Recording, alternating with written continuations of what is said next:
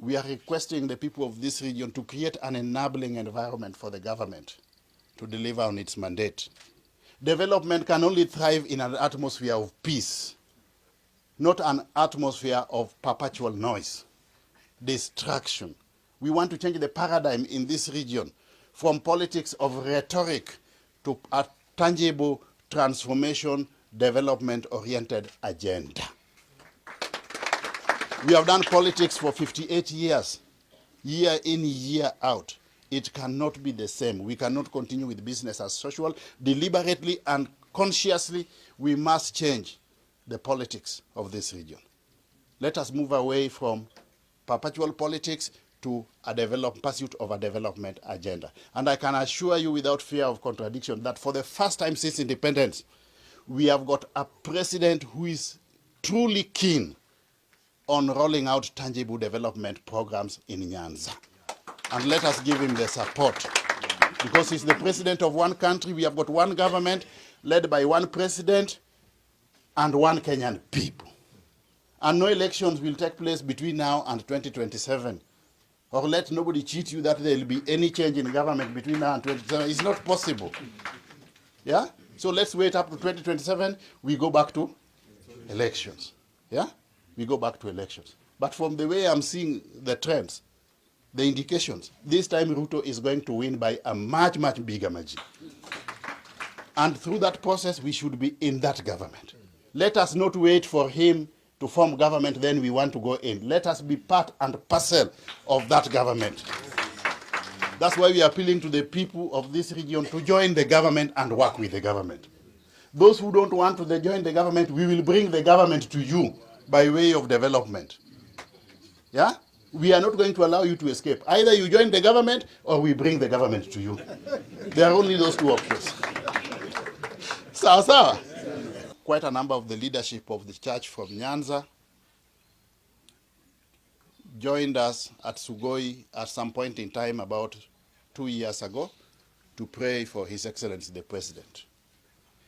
And now that God has answered your prayers, and Ruto, who was then the deputy president, is today the president, I want to thank all of you who heeded my call to come to Sugoi and pray for the deputy president then, because now God has answered your what?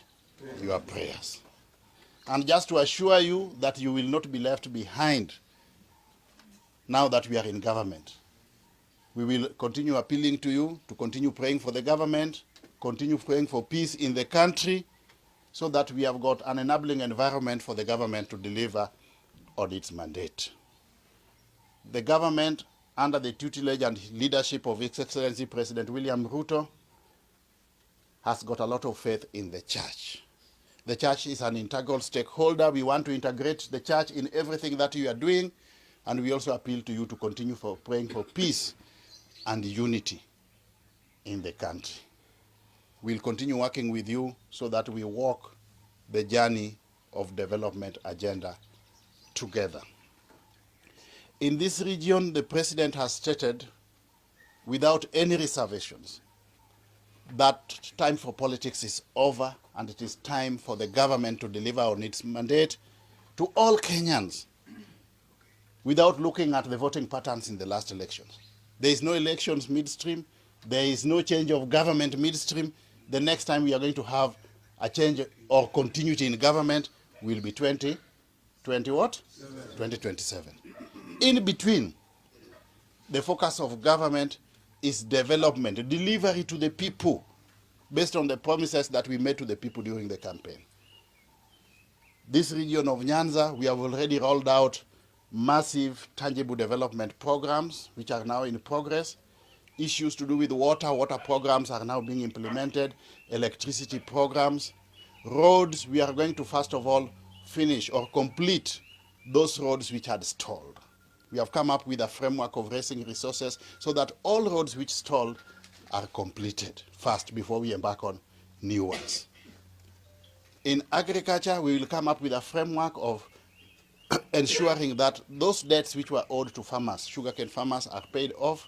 We will come up with a policy framework that ensures that we bring in strategic partners that can help us pump money into the sugar factories so that we can revitalize them, so that they operate at optimal levels for the benefit of the farmers and the local community. We also want to revive cotton farming. Cotton was a major cash crop in this region.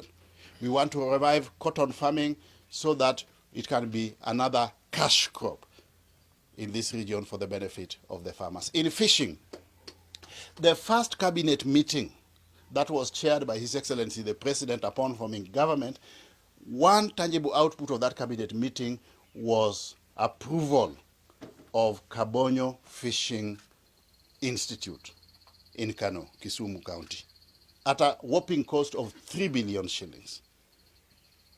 That clearly is a demonstration that the government is keen on reviving the potential of the fishing industry in this region. Our fishermen will be able to go there to learn modern fishing techniques, but we want to go a step further to ensure that along all the beaches here, starting from Usenge, Wichilum, Amoyo, Luanda Kotieno, Homa Bay, Kindu Bay, all the way to Mihuri and Migori, we will come up with fish processing plants so that we are able to process fish at source, and then if the infrastructure of airports is improved, we can export fish directly to overseas markets. And also, while still in that space, we are going to leverage on technology. And ICT is the area where I've been tasked to lead the digital transformation agenda. We will ensure that our fishermen are able to market their fish online using internet. With the internet, you don't need to physically meet the consumer or the buyer. You only need to put your fish on the virtual platform and it can be seen from all over the world. So we will ensure that in all these beaches, we put free internet for our fishermen. That digitalization agenda, there are many things that we want to do. In each and every market, we are also going to put free Wi-Fi so that our women, mothers and sisters are able to do their itinerary trade while using technology. Same to the youth. These youth who usually just loiter around the bus stations, we want them to get involved in gainful economic activity in the technological space. But that's why we want to give them free internet. In schools, we are also going to put digital laboratories so that our students can learn digital skills. In the polytechnics and TVETs, we have already set up, we have embarked on the process of setting up the digital laboratories. Yesterday, I launched 3. I took 100 computers to Mawego Technical Teachers College. I went to Rongo University, another 100 computers. I went to Siala TTI, another 100 computers. Those students are now learning virtually, and we will do this in all major schools. We are going to deploy a total of 25,000 computers. And this area will not be left behind. Through this process, we also really want to support the girl child. Places like Luak girls, Ngea girls, Alua girls will be given what? Priority, so that our girls can also acquire digital what? Skills. They'll be acquiring digital skills, but that will also help them get jobs online. We no longer have the white-collar jobs. Where we have got jobs are the digital jobs, and those digital jobs are paying much better than the white-collar jobs, which are now almost non-existent.